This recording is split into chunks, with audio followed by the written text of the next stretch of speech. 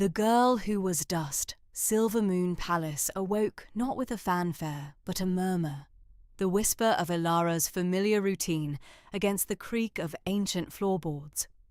Her days began in the pre-dawn hush, a silent choreography in the palace's forgotten corners. A well-worn linen, a bucket fragrant with lavender, and a feather duster were her constant companions. Today's pilgrimage led her to the dusty archives, a cavernous space where scrolls slumbered, untouched for decades. She navigated the dimness with an ethereal grace, her slender form scarcely disturbing the dust motes dancing in the faint light, filtering through high, arched windows. Each venerable tome received a careful, almost reverent, dusting, the rich scent of aged parchment perfuming the air. This secluded realm suited Ilara. Anonymity was her shield, a refuge from a world often too boisterous, too demanding. She was the spectral presence, easily overlooked, easily forgotten. Her movements through the grand halls were those of a shadow among the vibrant silks and glittering jewels of the court.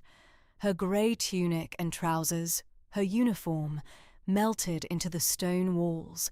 She absorbed whispers, fleeting glances, and clandestine meetings, yet remained unseen. She was as integral to the palace as its ancient tapestries. Sometimes a noblewoman, preoccupied with a new bauble, might nearly collide with her, offering a perfunctory apology without a true glance. Ilara would merely incline her head, a silent acknowledgement, and resume her meticulous duties. Her predictable schedule was a solace, a sequence of tasks demanding precision, not thought.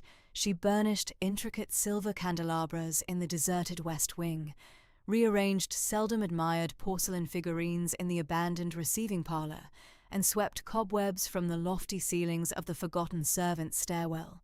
Each act was a small reclamation, restoring a sliver of order to the palace's vast, often chaotic world. Then, the summons. The head housekeeper, a woman with silver hair pulled into a severe bun and an unusually subdued gaze, stood before Ilara. "Ilara," she stated, her voice devoid of its usual clipped impatience. "You are to report to the king's private chambers, immediately." Ilara's breath hitched. The Alpha King's private chambers. This was a task of immense gravity, an almost sacred trust. Only the most seasoned, the most implicitly trusted were granted entry. Ilara was neither.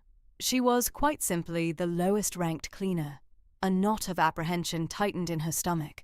"Me, ma'am?" she managed, her voice a fragile whisper. The housekeeper's lips thinned. "Is there another Ilara in this palace, girl?" King Theron himself requested a new cleaner for his personal quarters. Someone unobtrusive.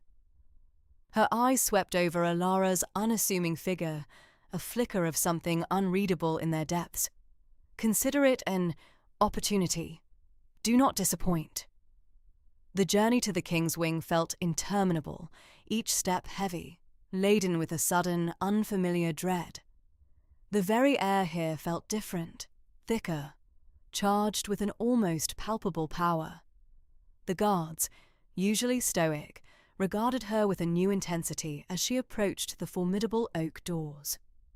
One, a hulking figure with a scarred cheek, offered a curt nod, easing the imposing entrance open just enough for her to slip through.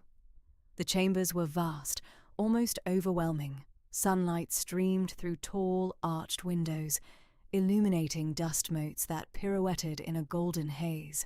The scent of parchment, rich leather, and a faint, masculine musk filled the air. An aroma of power, of authority, of a presence both commanding and profoundly personal. Ilara felt it immediately, a subtle hum beneath her skin, a vibration resonating with something ancient and wild within her. This was the Alpha's heart, Silver Moon's core. Her eyes, accustomed to seeking out grime and disarray, absorbed every detail. A massive desk, carved from dark, polished wood, dominated one corner, laden with scrolls, inkwells, and maps. A grand four-poster bed, draped in rich, dark fabrics, stood against the far wall. Everywhere, the subtle imprints of a life lived, a mind at work. Books stacked precariously, a half-empty goblet on a side table, a discarded quill on the floor. Ilara swallowed hard, clutching her cleaning supplies as if they were a lifeline. Strict orders dictated her actions. Clean thoroughly, but touch nothing personal. It was a delicate balance, a challenge to her ingrained meticulousness. She began with the windows, meticulously wiping away accumulated grime, inviting more light into the room. Her movements were slow, deliberate, each swipe of the cloth an act of careful precision. She dusted the ornate carvings on the mantelpiece, polished the silver frames of the portraits, her gaze carefully skirting the faces depicted. She approached the desk with a trepidation she hadn't known she possessed. So much of the king's essence resided here. She cleaned around the stacks of scrolls, careful not to disturb their order, her fingers hovering inches from the king's personal effects. The primal current of his scent was stronger here, tugging at something deep within her, something she had long ago learned to suppress. It whispered of power, of untamed wilderness, of a loneliness that somehow permeated even this magnificent space. She found herself noticing details others would surely miss. A faint indentation on a leather-bound book, suggesting frequent handling. A single, perfectly preserved feather, tucked beneath a loose scroll. A small, intricately carved wooden wolf, half hidden beneath a stack of papers, its eyes seeming to watch her. These were not mere objects. They were fragments of the king's world, pieces of a puzzle she was forbidden to solve. The room's profound silence was broken only by the soft swish of her cloth, the almost inaudible scrape of her brush. She felt the weight of the king's absence, a vast, echoing space his presence usually filled. It was a quiet tension, the sensation of being an intruder in a deeply private realm. She moved as if on eggshells, each breath shallow, each movement measured. This was a different kind of cleaning, a performance of reverence and restraint. As she finished, the room gleamed, every surface polished, every speck of dust banished, yet nothing felt disturbed, nothing misplaced. She stepped back, surveying her work, a faint tremor running through her. She had been here, in the heart of the king's domain, and had left no trace. She was still dust after all.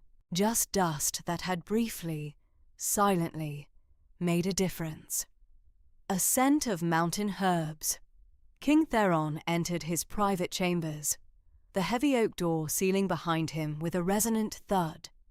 The accustomed fragrance of aged leather and smouldering embers, usually the dominant notes of his sanctuary, now carried a subtle counterpoint. He paused, drawing a deep breath. A faint, sweet aroma reached him. Mountain herbs, he realized, evoking the wild valerian and thyme that blossomed on the dragon's tooth's highest crags. This scent, utterly anomalous within his meticulously ordered space, was not unwelcome. Indeed, it softened the room's stark edges, imbuing it with an unexpected warmth. His hand grazed the smooth surface of his desk, detecting no trace of dust. The inkwell sat perfectly aligned with its quill holder. The parchment stack was squared with military precision. Such exactitude was anticipated, of course. Borin, his previous cleaner, had been equally precise. Yet Borin had never left the ghost of mountain herbs. Over succeeding weeks, Theron's attention sharpened. The scent, never cloying, was a consistent presence after each cleaning, always faint, as if its author sought anonymity, yet always distinct enough to register. He began observing other minutiae. One evening, a book he'd left open face down on his bedside table was found carefully closed, its spine now flush with its neighbours on the shelf.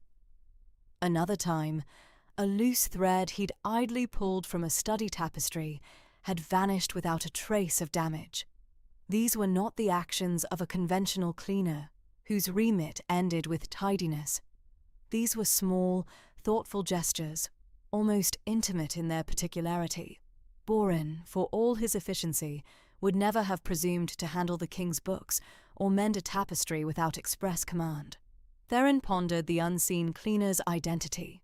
He had specifically requested someone unobtrusive, a presence meant to fade into the background, a person of minimal consequence to the court's ceaseless machinations.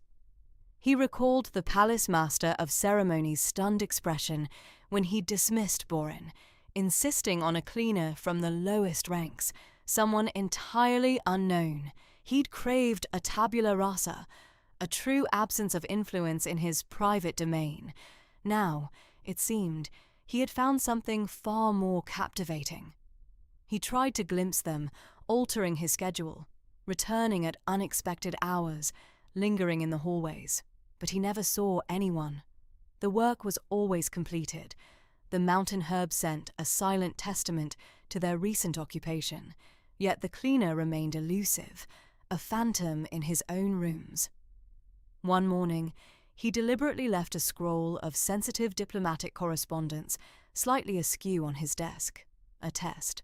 He returned later that day to find it perfectly straightened, but with not a single seal broken, not a single corner dog-eared. There was no evidence of prying eyes, only careful restoration. It reinforced his earlier assessment. This cleaner was not merely meticulous. They were discreet to an almost unsettling degree. A flicker of curiosity, long dormant beneath the weight of his responsibilities, began to stir. Who was this person who moved through his private world with such quiet precision, leaving behind a subtle signature of thoughtfulness? He had sought invisibility, and instead had discovered a quiet presence that, paradoxically, drew his attention more acutely than any overt action could have. The subtle changes in his chambers, the faint scent, the small deliberate touches, weren't just about cleanliness. They spoke of an unusual attentiveness, a silent dialogue between his space and an unknown hand. He wondered what kind of individual would notice a loose thread or close a forgotten book, then act on it without expectation of recognition.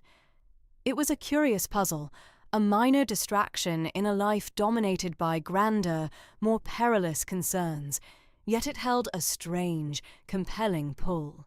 He found himself anticipating his return to his chambers, not just for the solace they offered, but for the subtle alterations he might discover. The scent of mountain herbs had become a signal, a quiet promise of a world beyond the palace walls, brought into his private sanctuary by an unknown hand. He knew he would have to discover the identity of this cleaner, not out of suspicion, but out of a growing, undeniable intrigue. The court might gossip about his decrees, his battles, his political maneuvering, but in the quiet solitude of his chambers, a different kind of mystery was unfolding. The frozen moment, the scent hit him first, a faint whisper of pine and damp earth before he even crossed the threshold into his personal study. It was a smell that had, over the past few weeks, become an almost comforting presence in his most private spaces, a subtle counterpoint to the parchment and leather that usually dominated the air. He pushed the door inward, not with his usual decisive swing, but with a calculated slowness, the old oak groaning softly in protest. And there she was. Her back was to him, a small, unassuming figure draped in the muted grey uniform of the palace cleaners. She stood near the tall, arched window, a feather duster held lightly in one hand, tracing patterns through the motes of dust dancing in the afternoon light. Sunlight, thick and golden, caught in the loose strands of her dark hair, illuminating a delicate network of silver dust on her shoulders. She was in the act of straightening a stack of ancient scrolls, her movements precise, almost reverent. The moment stretched, taut and silent, as Theron simply watched, He saw her shoulders stiffen, a sudden, almost imperceptible tremor run through her frame. The duster paused mid-air, a feather quivering like a startled bird. She hadn't turned, hadn't moved, yet her entire posture screamed recognition, a stark awareness of his presence. It was the reaction he had anticipated, and yet, witnessing it firsthand, a new thread of curiosity began to unravel within him. He cleared his throat, a soft, deliberate sound that broke the fragile silence like a falling shard of ice. Her reaction was immediate and visceral. She flinched, a sharp, involuntary jerk that sent the feather duster clattering to the polished wooden floor. It wasn't the startled jump of someone caught off guard, but the panicked recoil of a cornered animal. Her head dipped, shoulders hunching inward as if to make herself smaller, less visible. It was an instinctive, almost primal response, and it spoke volumes. "You are the new cleaner," Theron stated, his voice even, devoid of accusation. He watched her intently, noting the way her hands, now empty, clenched and unclenched at her sides. She remained facing the window, her back a rigid shield. A beat passed, then another. The only sound was the gentle rustle of leaves outside and the distant clang of a blacksmith's hammer from the lower city. He saw her throat bob as she swallowed, a tiny, almost imperceptible movement. Finally, a voice, barely a whisper, floated back to him. "Yes, Your Majesty." It was soft, reedy, utterly without inflection. "I confess, I hadn't expected to find anyone in my chambers at this hour," Theron continued, stepping further into the room. He moved slowly, deliberately, giving her ample opportunity to turn, to acknowledge him properly, but she didn't. Her gaze remained fixed on the distant horizon, or perhaps simply on the floor at her feet. He walked past the large oak desk, strewn with maps and half-finished decrees, and circled towards the window, aiming to bring her into his line of sight. As he drew closer, she began to move, a slow, almost glacial pivot, her body turning away from him as he advanced. It was a graceful, if desperate, dance of avoidance. Her head remained bowed, a cascade of dark hair falling forward, obscuring her face. "There are other rooms, I believe, that require attention," he said, his voice now carrying a subtle edge. He stopped a few paces from her, his shadow falling across her small form. She nodded, a quick, jerky motion. "Yes, Your Majesty, I was just finishing here." Her voice was still a whisper, laced with a palpable tremor. She made no move to retrieve the duster. Her eyes remained stubbornly fixed on the floorboards, refusing to meet his. He caught only a glimpse of a pale cheek, a delicate jawline, before she turned her head further away. "Indeed," Theron mused, his gaze sweeping over the meticulously arranged scrolls, the dust-free surfaces. "You are quite thorough." Another nod. Her hands wrung themselves together now, a nervous habit. The very air around her seemed to vibrate with a suppressed energy, a mixture of fear and something else he couldn't quite decipher. It was a quiet kind of apprehension, deep and unyielding. "You may go," Theron finally stated, a command cloaked in permission. He wanted to see her reaction to release, to observe her true inclination now that the immediate pressure was lifted. She didn't hesitate. Without a word, without a glance, she dipped into a hurried, almost clumsy curtsy, her movements stiff. Then, like a shadow attempting to dissolve into the deeper gloom, she turned and made for the door, her steps barely audible. She didn't run, but her departure was certainly swift, a silent, desperate retreat. Theron watched her go, a small, knowing smile playing on his lips. He waited until the soft click of the door signaled her exit, then walked to the window where she had stood. He looked out at the same view she had avoided, the sprawling city, the distant mountains, The faintest trace of pine and damp earth still lingered in the air, a silent testament to her fleeting, unsettling presence. His curiosity, far from being sated, had only deepened. He had confirmed her unusual reaction, her quiet demeanor. Now, he needed to know why. A whisper and a riddle.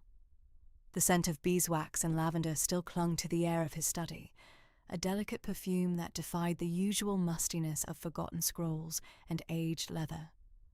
Theron had found himself lingering there more than usual, an unusual habit for a king whose days were typically a whirlwind of council meetings and strategic planning. His gaze drifted to the row of ancient texts on a high shelf, a detail he was certain he'd overlooked before.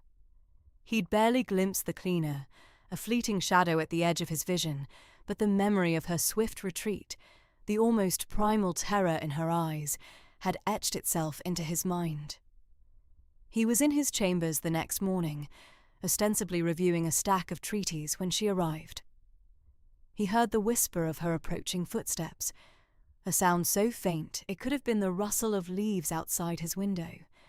She entered with the same deference, head bowed, eyes fixed on the intricately patterned rug. She moved with an almost unsettling efficiency, her small hands dusting and polishing with a precision that bordered on reverence. He watched her from the periphery of his vision, noting the way the light caught the dark strands of hair escaping her simple braid, the almost imperceptible tremor in her shoulders as she straightened a stack of his personal correspondence. He cleared his throat, a sound that seemed to echo in the sudden silence of the room. She froze, her back to him, a figurine of frozen apprehension. "You," he said, his voice softer than he intended. "What is your name?" Her head dipped lower, her whisper barely audible. "Ilara, Your Majesty." "Ilara," he repeated, testing the sound of it. It was a name that suited the quiet efficiency he'd observed. He had expected her to flee, to make some excuse, but she remained, a testament to a quiet resilience he hadn't anticipated. He found himself deliberately scheduling his presence in his private rooms during her cleaning hours, a silent vigil that intrigued him more each day. He watched her, not overtly, but through the reflection in a polished silver tray or the glint of a window pane. He noticed the way her fingers, though small, were strong, calloused from work. He saw the faint scar just beneath her left ear, a thin white line almost lost in her dark hair. She never met his gaze, never spoke unless directly addressed. Yet her presence, quiet and unobtrusive, began to fill the spaces in his chambers that had once felt empty. One afternoon, he was seated by the large bay window, a heavy tome of ancient lore open on his lap. He watched as Ilara dusted the shelves opposite him, her movements fluid and unhurried. He deliberately set the book down, allowing it to fall open to a page adorned with intricate illustrations of mythical beasts. "Ilara," he said, his voice cutting through the gentle scritch of a feather duster. She flinched, her hand pausing mid-air. "This book," he continued, gesturing vaguely. "It details the history of the old kingdoms, their rise and fall. Do you ever wonder why even the mightiest empires eventually crumble?" She hesitated, her fingers still gripping the duster. He expected a polite, deferential answer, perhaps a nervous giggle or a mumbled platitude about the will of the gods. What he received instead was a slow, deliberate turning of her head, her eyes, for the first time, meeting his. They were a startling shade of deep hazel, flecked with gold, and held a depth that belied her youthful appearance. "Because, Your Majesty," she said, her voice still quiet, but imbued with an unexpected steadiness, "they forget the whispers." Theron paused, his brow furrowing. "Whispers?" he prompted, genuinely surprised. "The whispers of the earth," she clarified, her gaze now fixed on a distant point beyond the window, as if seeing something he could not. "The whispers of the common folk, of the forests that are felled, of the rivers that are poisoned. They grow too loud, eventually, too loud to ignore. And then, the foundations crack. She paused, then added almost to herself, "The mightiest walls are built on the smallest stones." He stared at her, a profound silence settling between them. It was not merely an insightful answer, it was a revelation, spoken with a quiet wisdom that resonated with the very core of his own anxieties about his empire. She had not just answered his question, she had offered a riddle, a profound truth veiled in simple words. He suddenly saw her not as a mere cleaner, a fleeting shadow, but as a vessel of unexpected depth, a quiet observer of truths others overlooked. The scent of lavender and beeswax in his study suddenly felt like a secret shared, a silent promise of revelations yet to come. Whispers of the court, the clatter of silver against porcelain in the royal dining hall, was usually a mere accompaniment to the ceaseless hum of court gossip. But lately, a new, more insistent melody had begun to play, the murmur of speculation. It started subtly, a raised eyebrow here, a shared glance there. Whenever King Theron entered a room, he carried himself with the same regal bearing. Yet there was a subtle shift in his gaze, a fleeting, almost imperceptible scan that no longer seemed to seek out the usual faces of power. It lingered, instead, on the peripheries, on the quiet figures in the background. "Did you notice the king today?" Lady Isolde whispered to her companion, Lady Seraphina, her fan fluttering with deliberate slowness. He paused near the west corridor, almost as if he was waiting. Seraphina, ever the pragmatist, shrugged. Perhaps he was merely enjoying the sunlight, Isolde. Not everything is a grand design. But Isolde merely tapped her chin. Nonsense. He never waits. He arrives, he commands, he departs. And this is not the first time.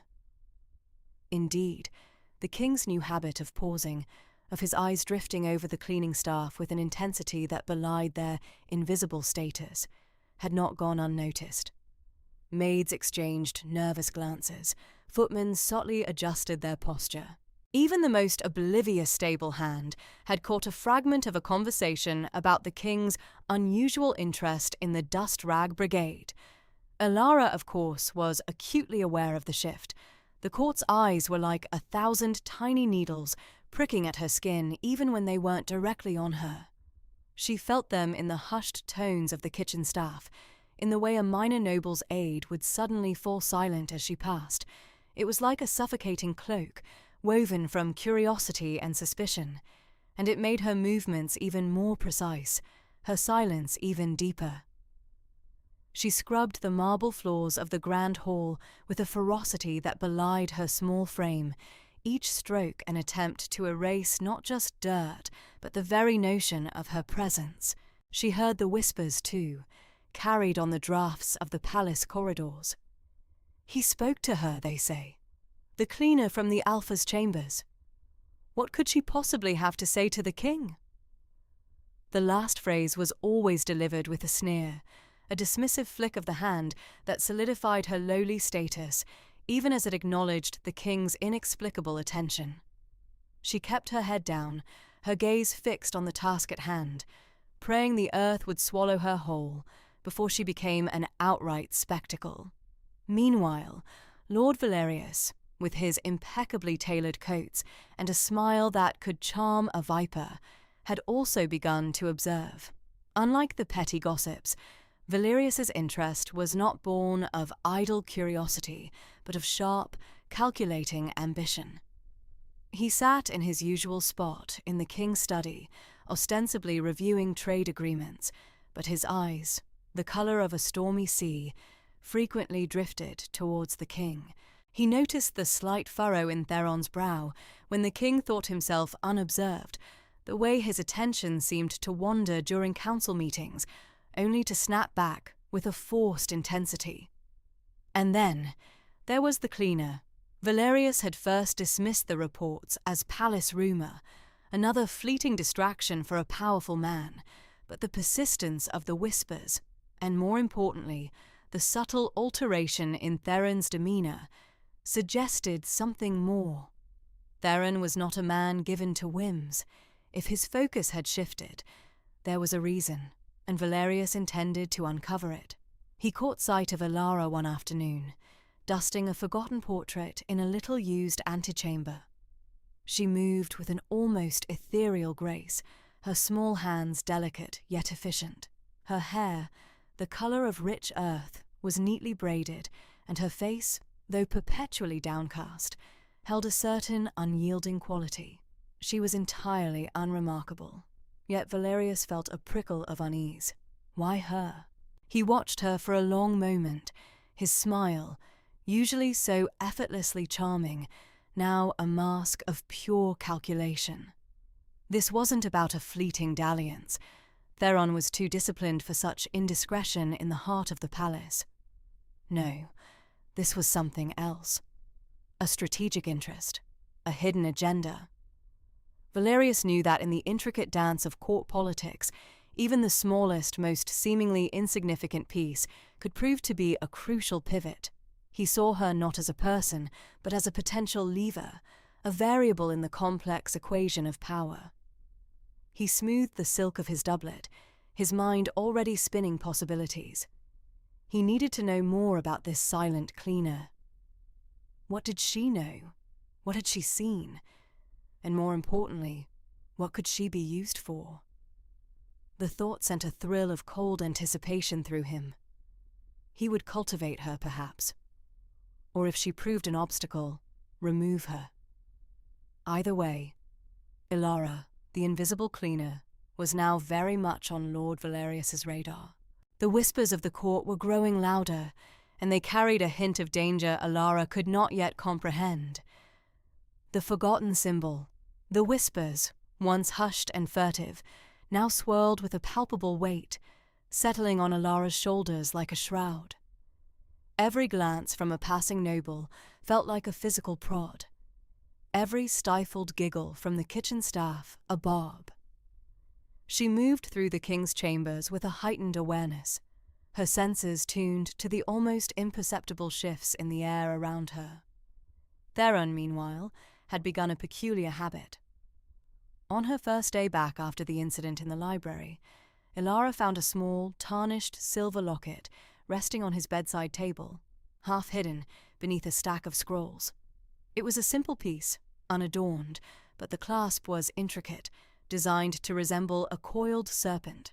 Elara, with her usual methodical precision, picked it up, intending to polish it and place it in the king's trinket box, but as her fingers brushed the cold metal, a faint tremor ran through her. She paused, her gaze lingering on the serpent's head, before her practiced hands tucked it away, her expression carefully neutral.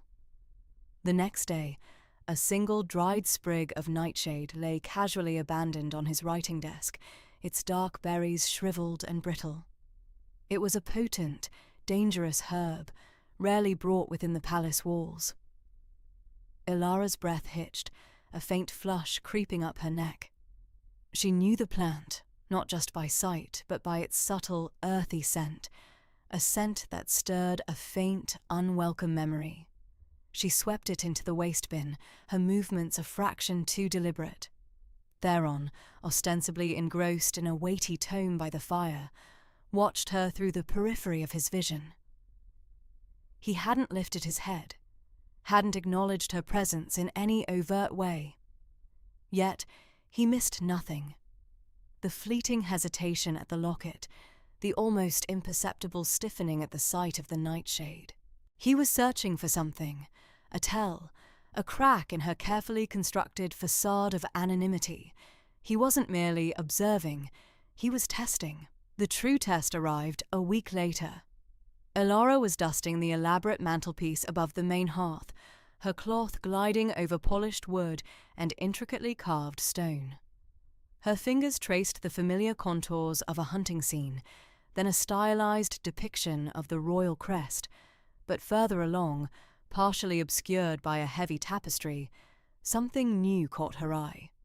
It wasn't an item left out, but an ancient, subtle carving in the dark oak.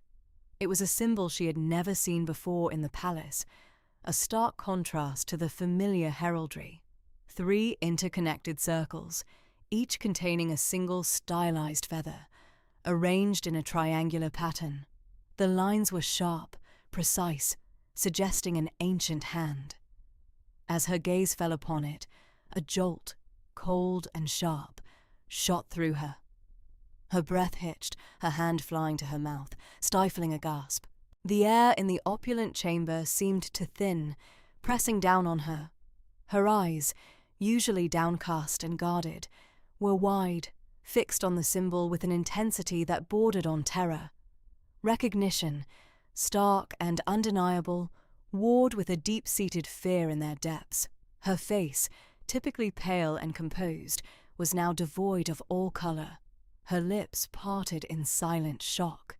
It was a symbol from stories, from hushed whispers in the dark, a mark of a forgotten lineage, a power long believed extinguished. Her body trembled, a barely perceptible tremor that nonetheless vibrated through the silent room. She swayed slightly, her hand reaching out, not to touch the carving, but as if to ward it off. The dust rag slipped from her nerveless fingers, falling to the plush rug with a soft thump. The small sound seemed to echo in the sudden, profound stillness. Theron, who had been standing by the tall windows, seemingly lost in contemplation of the courtyard below, turned slowly. His eyes, keen and unwavering, met Ilara's. There was no surprise in his gaze, only a quiet confirmation. He had known, or at least suspected. He had placed the symbol there, or perhaps merely revealed it, waiting for this very reaction. He took a step towards her, his presence suddenly filling the vast space. Ilara recoiled instinctively, her eyes darting from the symbol to him, then back again, like a cornered animal.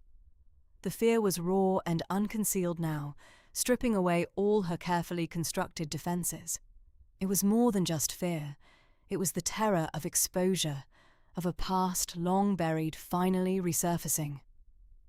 "You know it," Theron stated, his voice a low rumble, devoid of accusation, yet heavy with an unspoken question. It wasn't a query. It was a statement of undeniable fact. Ilara said nothing, her throat tight, her chest heaving. She felt as though the very air had been sucked from her lungs. The forgotten symbol, rediscovered, had brought with it a flood of forgotten memories, a chilling echo from a life she had meticulously erased. The king had not merely noticed her, he had seen through her, peeling back the layers of her disguise with unnerving precision. And now he knew. An unfortunate accident. The parchment felt crisp, almost brittle beneath Valerius's manicured thumb. He traced the sweeping calligraphy of the royal seal before setting it aside. A new schedule, penned by a nervous junior clerk, lay before him. He scanned the familiar routine, a precise dance of duties for each servant. His eyes, however, lingered on one name, Ilara. Her assignments were usually relegated to the less frequented wings, the shadowy corners where the dust motes danced undisturbed. Today, however, a small, almost imperceptible alteration would steer her path in a different direction. With a delicate flourish of his own pen, he struck through a line item, replacing it with a terse, almost illegible scrawl. West Wing, Storage Annex, Deep Clean. He leaned back, a faint smile playing on his lips. The West Wing Storage Annex, a labyrinth of forgotten treasures and discarded histories, rarely visited by anyone of import, let alone a cleaning staff. Its ancient mechanisms were known to be temperamental, a minor oversight, easily excused. Ilara clutched the updated schedule, her brow furrowed. The West Wing Storage Annex. She'd heard whispers of that place. a cavernous space with unreliable lighting and precarious shelving, used primarily for long-term storage of decommissioned ceremonial artifacts. It was a task usually assigned to a team, not a single individual, and certainly not to the newest cleaner. A cold dread, a familiar companion since the serpent locket and the carved circles, tightened its grip, but a servant did not question their orders. She arrived at the annex in the late afternoon, the waning light casting long, distorted shadows through the grimy windows. The air was thick with the scent of dust and aged wood, a peculiar sweetness of decay. The massive iron door groaned on its hinges as she pushed it open, revealing an even deeper gloom within. Her small oil lamp cast a flickering circle of light, revealing towering shelves laden with shrouded figures, forgotten tapestries, and crates of indeterminate contents. The sheer scale of the task was daunting, overwhelming. She began methodically, wiping down the nearest shelf, her movements precise, almost robotic, a desperate attempt to quell the rising panic.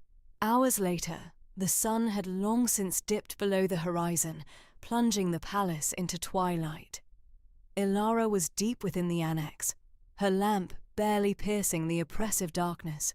She had found a section of ancient scrolls, their bindings fragile, their parchment crumbling. As she carefully dusted them, a sudden jarring clang echoed through the vast space. Then silence, followed by a slow, ominous creak. She spun around, her heart leaping into her throat. One of the massive central support columns, its wooden beam riddled with age, had shifted. A fine powder of ancient plaster drifted down. Another groan, louder this time, reverberated around her. The air grew heavy, pregnant with an impending crash. Panic seized her, a raw, visceral terror that threatened to paralyze her. She knew, with chilling certainty, that this was no accident. This was deliberate. Meanwhile, Theron paced his chambers, a restless energy coiling within him. His mind, usually a fortress of strategic thought, was surprisingly distracted. He'd found himself, all day, glancing towards the main corridor, an inexplicable sense of unease gnawing at him. He hadn't seen Ilara since their last, shattering encounter. The image of those 3 interconnected circles, the feathers, burned in his mind. He knew, and she knew, he knew. He couldn't shake the feeling that something was amiss. The palace, usually a predictable rhythm of footsteps and distant chatter, felt too quiet, too still. He paused by the window, staring out at the darkening sky, then abruptly turned. A sudden, sharp instinct, a prickle of warning spurred him into motion. He strode out of his chambers, his footsteps echoing with unusual urgency through the hushed corridors. He bypassed the usual servant routes, his intuition pulling him towards the forgotten sections of the palace. He moved swiftly, his senses on high alert, his gaze sweeping over every detail, searching for the anomaly, the disruption in the carefully constructed facade. He reached the West Wing, a place rarely visited by him.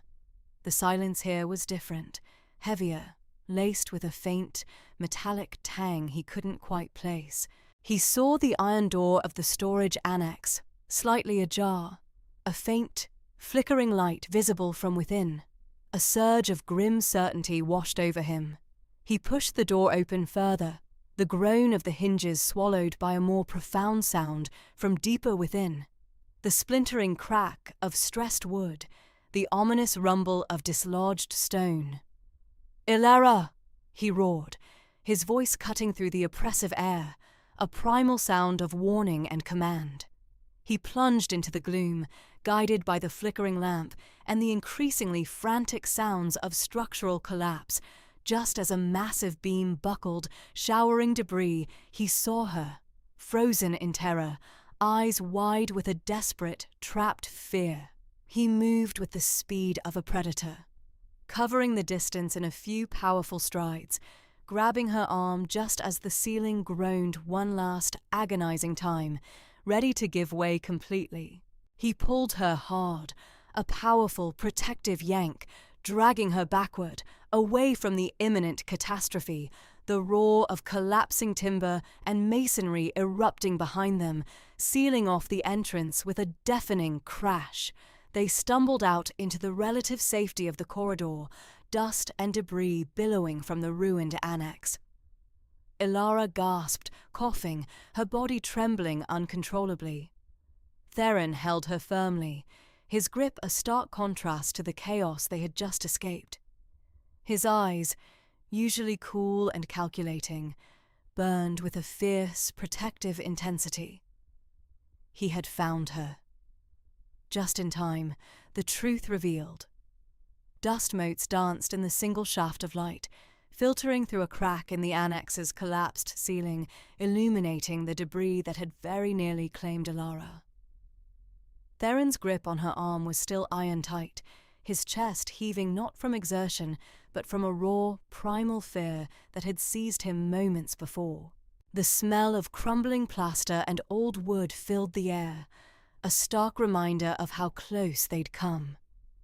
He pulled her further from the unstable wreckage, away from the groaning timbers and the threat of a secondary collapse. His eyes, usually cool and calculating, blazed with an intensity she had never witnessed. They weren't merely looking at her, they were seeing through her. "Are you harmed?" His voice was a low growl, far from the regal tone she was accustomed to. He swept his gaze over her, a thorough inspection that left no doubt as to his concern. He seemed to be cataloguing every scratch, every speck of dust on her clothes. Ilara could only shake her head, her throat tight with a mix of terror and an unfamiliar flutter. The sheer force of his rescue, the way he'd plunged into danger without a moment's hesitation, had left her breathless. "No, Your Majesty, I'm unharmed, thanks to you." He released her arm, but his presence remained a potent force around her. "This was no accident, Ilara." His voice dropped, becoming a dangerous whisper. "Lord Valerius, he placed you here, didn't he?" A shiver traced its way down Ilara's spine. Valerius's disdain had been clear, but to orchestrate such a deadly trap, it seemed beyond even his malice, yet Theron's certainty was unnerving. I don't know, Your Majesty. He merely assigned me to clean this wing." Theron scoffed, a bitter sound. "He has been trying to remove you for weeks, and now this." "No, Ilara, this goes deeper than simple dislike." His gaze narrowed, then flickered to the small, intricate serpent locket that had slipped from beneath her tunic during the collapse, now resting against her collarbone. The silver gleamed faintly in the dim light. That symbol, the serpent. It's been on the periphery of my investigations for weeks, always connected to whispers of ancient lineages, forgotten knowledge. Tell me, Ilara, what is its true meaning? Her breath hitched. The locket, her most carefully guarded secret, now exposed. She instinctively reached to tuck it away, but his eyes followed the movement, holding her captive. The silence stretched, thick with unspoken questions and burgeoning revelations. There was no escaping his scrutiny now. The game, if it ever was one, was over. "Your Majesty," she began, her voice barely a whisper. "It is a mark of my family." "Your family?" Theron's brow furrowed. "The one that abandoned you at the palace gates, the one that left you to clean chambers and scrub floors?" There was no accusation in his tone, only a relentless pursuit of truth. Ilara's shoulders slumped. The burden she'd carried for so long felt suddenly too heavy to bear alone. "My true family, Your Majesty, are the keepers of the Serpent's Eye. We are guardians of ancient knowledge, tasked with protecting the balance between our world and other realms." Her voice gained a surprising strength as she spoke. The words, once whispered in the dark corners of her mind, now given form and life. The locket is our emblem, a symbol of vigilance and wisdom." Theron listened, his expression unreadable, a flicker of something akin to awe passing through his eyes. "Keepers of the Serpent's Eye," he repeated slowly, tasting the words. "These are the legends I've been chasing, the lost bloodlines. Why are you here, Elara? Why are you cleaning my palace?" "My family was hunted, Your Majesty," she confessed, the memory still fresh, though the events had transpired years ago. "Our power, our knowledge, was coveted by those who sought to twist it for their own gain. We were forced to scatter, to hide.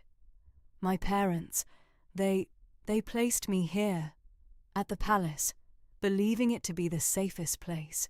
They thought no one would ever look for a forgotten child among the lowest servants." A dry, humorless chuckle escaped her. "And for years they were right. I was invisible." His gaze softened, a hint of genuine understanding entering his eyes. "Until now." He stepped closer, his voice dropping to a near murmur. "So, Valerius, he suspects. Or he knows. That's why he tried to silence you." Elara looked up at him, a sudden clarity washing over her. The king, so often distant and regal, was now a shield, a protector. He hadn't just saved her from a collapsing building, he was offering her sanctuary, understanding. "I don't know how he could know. We have been so careful." "Someone is searching for this knowledge, Elara," Theron stated, his hand reaching out, not quite touching her, but hovering near her shoulder. "And it seems they believe you hold a key. You are not just a palace cleaner, are you? You are a missing piece of a much larger puzzle, and a valuable one at that. One I intend to protect." His eyes, once again, held that dangerous glint, but this time it was directed outward, a promise of fierce defense. "And now that I know, things will change. Consider this your last day scrubbing floors, Elara. Your true work has just begun." The king's personal attendant. The lingering scent of scorched wood clung to Elara, a visceral echo of near catastrophe. Theron's hand, typically composed, now gripped her arm, a steadying presence amidst the opulent disarray of his study. "You will not leave my sight," he vowed, his voice a deep current in the hushed chamber. "Not while Valerius draws breath." Elara met his gaze. The sapphire depths of his eyes mirrored a fierce resolve that both startled and soothed her. Her heart still throbbed with the adrenaline of the collapsed annex, and the revelation of her lineage as a keeper of the Serpent's Eye settled upon her like a formidable ancient mantle. She was no longer merely Elara, the unnoticed cleaner. She was a vessel of forgotten truths, a living cipher. "I understand, Your Majesty," she replied, her voice more even than her racing pulse. "But what of my duties?" A fleeting, almost imperceptible smile touched Theron's lips. "Your duties have transformed. Effective immediately, you are my personal attendant. You will remain by my side in my antechamber or within earshot at all times." The declaration hung in the air, a bold edict poised to ripple through the court with disbelief and outrage. Elara envisioned the impending scandal, the whispers sparked by such an unprecedented elevation. A cleaner, now privy to the king's private sphere? It was utterly unheard of. True to her premonition, the court's reaction was swift and venomous. Within hours, the grand corridors buzzed with hushed confidences and pointed stares. Ladies-in-waiting, usually absorbed in their intricate social ballets, openly gaped at Elara, her simple tunic a stark counterpoint to their silken gowns. Lords, accustomed to Theron's meticulous and predictable demeanour, exchanged bewildered glances. Lord Valerius, in particular, became a coiled threat, his dark eyes tracking Elara with a chilling intensity that promised retribution. He prowled the periphery of the throne room during court sessions, his face a mask of barely contained fury, occasionally casting a calculating glint toward Theron. The incident in the annex had clearly misfired, leaving Alara closer than ever to the king. Alara felt the weight of their collective disapproval, a palpable current pressing in on her. Yet, Theron remained an unwavering bulwark. He assigned her a small, elegant chamber adjacent to his private quarters, a space that felt impossibly luxurious after years spent in the servants' domain. He ensured her presence during daily briefings, during consultations with advisors, even during his morning repasts. He addressed her not as a subordinate, but as someone whose judgment he valued, whose company he expected. One afternoon, Theron unrolled a complex diagram of the palace's ancient waterworks across his desk, his brow furrowed in deep concentration. "The northern cistern has been leaking for weeks," he explained, tracing a faint line with his finger. "The engineers are stumped. They claim the original plans are incomplete, that there's a hidden valve system they can't pinpoint." Alara leaned closer, her gaze sweeping over the intricate etchings. The diagram, though detailed, indeed seemed to lack crucial sections. Her fingers instinctively reached out, tracing the patterns, the imaginary flow of water. The Serpent's Eye, Theron had called her, a custodian of ancient knowledge. And suddenly, a flicker of recognition ignited within her. "This section," she began, pointing to a blank space between two major conduits. "It's not missing, it's simply concealed. This symbol," she tapped a small, almost imperceptible serpentine curl etched near the edge of the parchment. "It denotes a diversion, a secondary flow designed to replenish the cistern from an underground spring, not the main aqueduct." Theron's head snapped up, his eyes widening. A diversion? The engineers swore no such thing existed. "It's an older design," Alara elaborated, her mind sifting through generations of oral histories and forgotten texts, used in times of siege to ensure a separate, uncontaminated water supply. There should be a pressure plate, disguised as a loose flagstone, in the old laundry courtyard, near the eastern wall. Theron stared at her, a profound understanding dawning in his eyes. The unassuming cleaner, the quiet girl he had begun to notice, was indeed far more. Her knowledge wasn't conjecture. It was deeply rooted, precise. He immediately sent for his lead engineer, dispatching a contingent of guards to the old laundry courtyard. Later that evening, the engineer, a man usually given to bombastic pronouncements, stood before Theron, visibly shaken. "Your Majesty," he stammered. The Lady Alara was entirely correct. There was indeed a disguised pressure plate. We located the hidden valve system. The cistern is being repaired as we speak. A wave of relief washed over Alara, mingled with a burgeoning sense of purpose. This was it, then. Her new vocation. Not merely a shield for Theron, but a key to unlocking the mysteries plaguing his kingdom. Mysteries that seemed to converge upon the very ancient knowledge she now embodied. Theron dismissed the engineer with a curt nod, then turned to Alara, a new luminescence in his gaze. "You are more than a shield, Alara," he said, his voice soft, almost a whisper. "You are a compass." Alara felt a warmth spread through her chest. The court's animosity still gnawed at her, and Valerius's silent threats were a constant shadow. But here, in the king's study, she was seen. She was valued. And for the first time in her life, Alara felt truly, powerfully useful.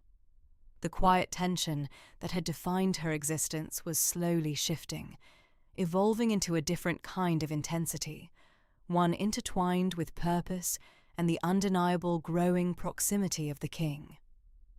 A future woven. The ancient diagram, meticulously rendered on aged parchment, lay unfurled across Theron's polished desk. Ilara traced a finger along a series of interconnected lines, her brow furrowed in concentration. The air in the king's study, usually thick with the scent of leather and old books, now carried a faint, metallic tang from the strange pigments used in the keeper's maps. "This section," Ilara began, her voice soft but clear. "It denotes a series of subterranean conduits, not for water, as was always assumed, but for air currents. A system of ventilation, far more intricate than anything we build today." She pointed to a delicate symbol, a spiraling serpent intertwined with a plume of smoke. "The serpent's breath, as my ancestors called it. It channels air from the highest peaks, down through the mountain and into the palace's lower levels." Theron leaned closer, his gaze fixed on the parchment. "And the blockage in the eastern wing? The one that caused such distress among the guards and staff?" Ilara nodded. "It wasn't a structural collapse, nor a natural obstruction. The diagram indicates a manual bypass, a mechanism designed to divert the flow, but only accessible from a specific point within the old mines beneath the mountain.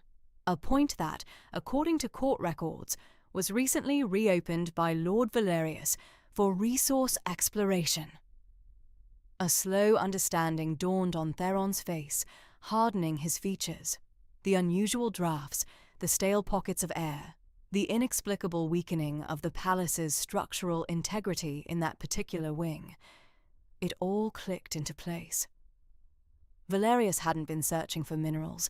He'd been tampering with the very lifeblood of the palace's ancient defenses, creating vulnerabilities. He was trying to destabilize that section, Theron mused, his voice dangerously low. To make it appear as a natural decay, perhaps to create an opening, or to simply sow chaos. He looked at Ilara, a new light in his eyes. "You've given us the key, Ilara, the location, and the method." The following days were a whirlwind of hushed investigations. Theron, armed with Ilara's precise directions, dispatched a trusted team to the specified section of the ancient mines. They returned with grim confirmation. A series of expertly placed mechanical diversions, cunningly disguised and clearly designed to restrict airflow to the eastern wing, weakening its foundations over time. Among the tools found near the sabotage were several bearing the distinct crest of Lord Valerius's house. The revelation sent a tremor through the court. Theron convened an emergency council, the air thick with apprehension. Valerius, usually so composed, shifted uneasily in his seat, his eyes darting nervously towards the king, and then, pointedly, away from Ilara, who stood discreetly a few paces behind Theron's throne. "Lord Valerius." Theron's voice resonated through the hall, devoid of its usual warmth. "It has come to my attention that certain unauthorized modifications have been made to the palace's ancient ventilation systems, specifically in the eastern wing." Valerius feigned surprise. "Your Majesty, I assure you, my mining endeavors were solely for the betterment of the kingdom. Any disturbances would have been unintentional, a mere byproduct of necessary expansion." Theron's gaze was unwavering. "Indeed? Then perhaps you can explain why the tools bearing your family's crest were found alongside expertly installed diversions, designed not for extraction, but for deliberate obstruction, and why these obstructions precisely match the schematics of a system only accessible to those with knowledge of the Serpent's Eye, knowledge that you, Lord Valerius, have been actively seeking to suppress." A hush fell over the room. Valerius's face, usually a mask of aristocratic disdain, paled considerably. He stammered, attempting to deflect, but Theron held up a hand, silencing him. "The evidence is irrefutable, Lord Valerius. Your attempts to undermine the palace's structure, to create instability, and to silence those who possess the true knowledge of its workings, are now laid bare." Theron's voice hardened further. You sought to bring ruin to this court, for reasons I can only surmise are born of greed and a lust for power. Your actions are nothing short of treason." The pronouncement hung in the air, heavy and absolute. Valerius, cornered and exposed, finally crumbled. His protests dissolved into blustering accusations, then into desperate pleas for mercy, but the king's judgment was final. Guards, swift and silent, moved to apprehend him, leading him from the council chamber, his furious shouts echoing until they faded into the distance. A collective sigh of relief rippled through the court. The tension that had gripped the palace for weeks, a subtle unease that had permeated every interaction, began to dissipate. Theron, his shoulders visibly relaxing, turned slightly. His eyes met Alara's. She stood tall, her simple attendant's gown a stark contrast to the rich silks and brocades of the nobility, yet she possessed a quiet dignity that commanded respect. Her gaze, once downcast, now held a serene strength. The flickering candlelight caught the subtle shift in her expression, a flicker of peace, of purpose. Theron offered her a small, almost imperceptible nod of gratitude and acknowledgement. It was a silent conversation, a profound understanding passing between them. The king, whose attention had always been on the grand pronouncements and the obvious figures of power, now openly regarded the woman who had once been invisible. As the other courtiers began to offer their congratulations and relief, Alara remained by Theron's side, not as a servant, but as a trusted confidant. Her past, once a burden, was now a vital thread woven into the fabric of the kingdom's future. The quiet diligence, the unexpected wisdom that had first captivated Theron, had now saved his palace, solidifying her place not just beside him, but within the very heart of the court she had once only cleaned. The future, once uncertain and shadowed by Valerius's malice, now gleamed with the promise of stability, built upon ancient knowledge and an unlikely alliance.